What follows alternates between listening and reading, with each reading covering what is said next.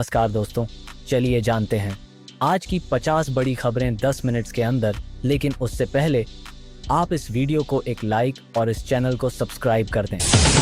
उत्तर प्रदेश में मौसम विभाग ने आंधी तूफान और बारिश का अलर्ट जारी किया। कई जिलों में तेज हवाओं और गरज चमक के साथ बारिश की संभावना जताई गई।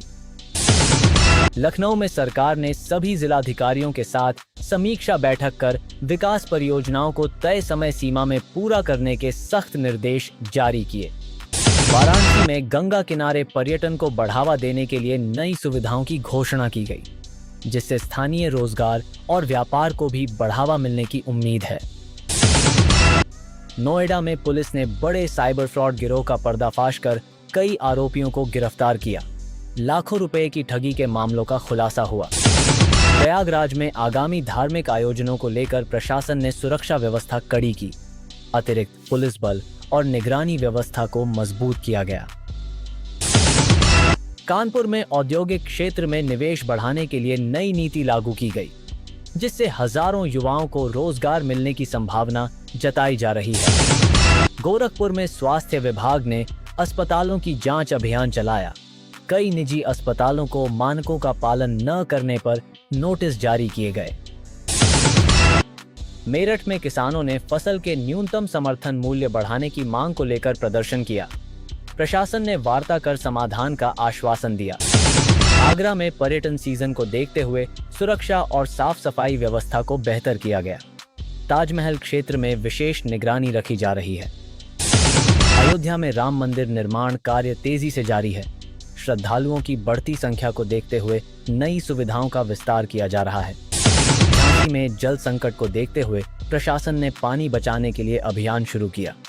ग्रामीण क्षेत्रों में टैंकरों से पानी की आपूर्ति बढ़ाई गई। बरेली में शिक्षा विभाग ने स्कूलों की गुणवत्ता सुधारने के लिए निरीक्षण अभियान चलाया। कई स्कूलों को सुधार के निर्देश दिए गए। अलीगढ़ में पुलिस ने अवैध हथियार बनाने वाली फैक्ट्री का भंडाफोड़ किया। भारी मात्रा में हथियार और उपकरण बरामद किए गए। सहारनपुर में लकड़ी उद्योग को बढ़ावा देने के लिए नई योजना लागू की गई। छोटे व्यापारियों को आर्थिक सहायता देने की घोषणा की गई। मथुरा में होली के बाद पर्यटन गतिविधियां फिर से बढ़ीं। होटल और व्यापारियों में खुशी का माहौल देखने को मिला। बलिया में सड़क निर्माण कार्य में तेजी लाई गई। कई परियोजनाओं को जल्द पूरा करने के लिए अतिरिक्त बजट जारी किया गया। गाजीपुर में किसानों को नई तकनीक से खेती करने के लिए प्रशिक्षण दिया गया, जिससे उत्पादन बढ़ाने पर जोर दिया गया है। फतेहपुर में महिला सुरक्षा को लेकर पुलिस ने विशेष अभियान चलाया। स्कूल कॉलेजों के आसपास गश्त बढ़ाई गई।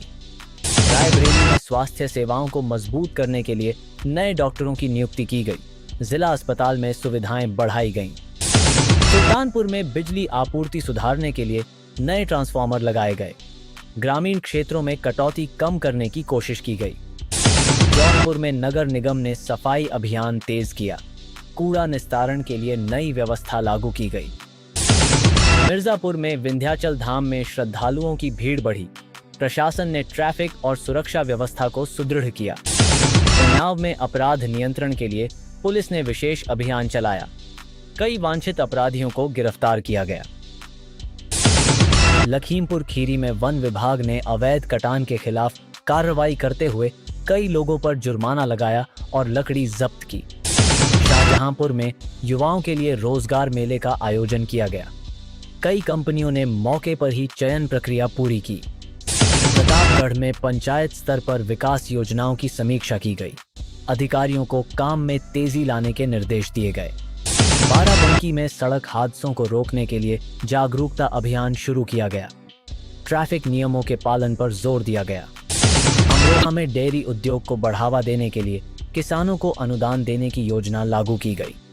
संभल में स्वास्थ्य शिविर का आयोजन कर ग्रामीणों को मुफ्त जांच और दवाइयां उपलब्ध कराई गईं। हापुड़ में प्रदूषण नियंत्रण के लिए प्रशासन ने सख्त कदम उठाए।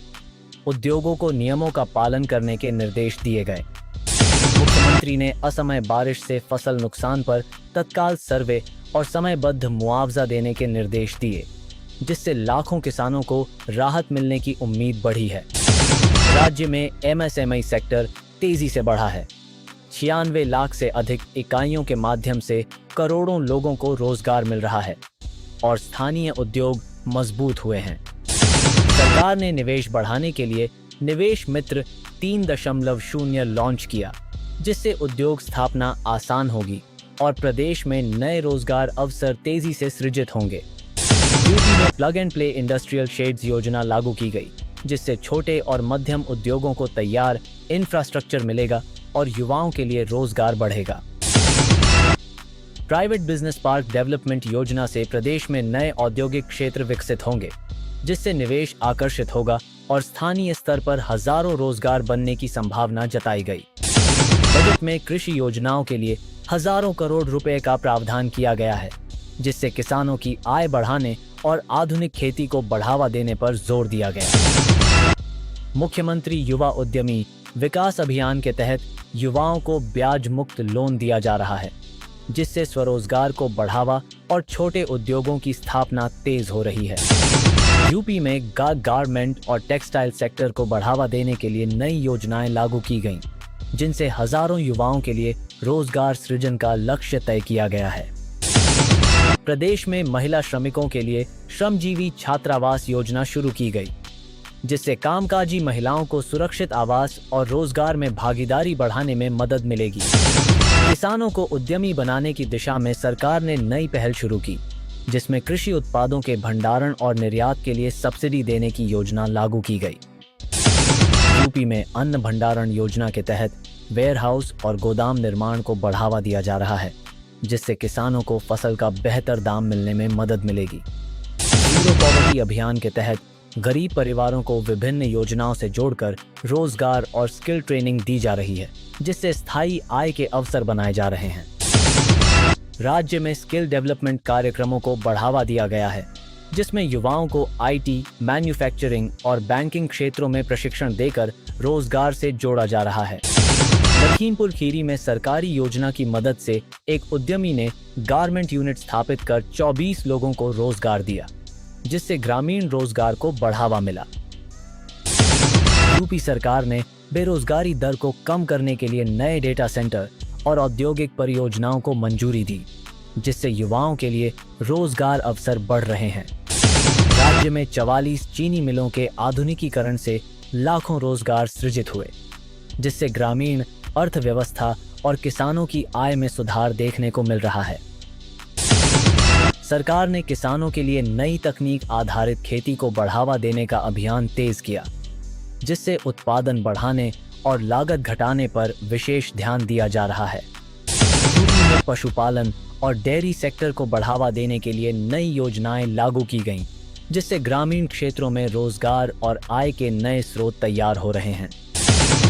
प्रदेश में पेंशन योजनाओं के तहत वृद्ध, विधवा और दिव्यांग लाभार्थियों को समय पर भुगतान सुनिश्चित करने के लिए डिजिटल व्यवस्था को मजबूत किया गया है। राज्य सरकार ने युवाओं के लिए स्टार्टअप और स्वरोजगार योजनाओं को बढ़ावा देने के लिए नई नीतियां लागू की, जिससे रोजगार के नए अवसर तेजी से विकसित हो रहे हैं। ऐसी ही हर खबर से अपडेट रहने के लिए हमारे YouTube चैनल को सब्सक्राइब जरूर करें। धन्यवाद।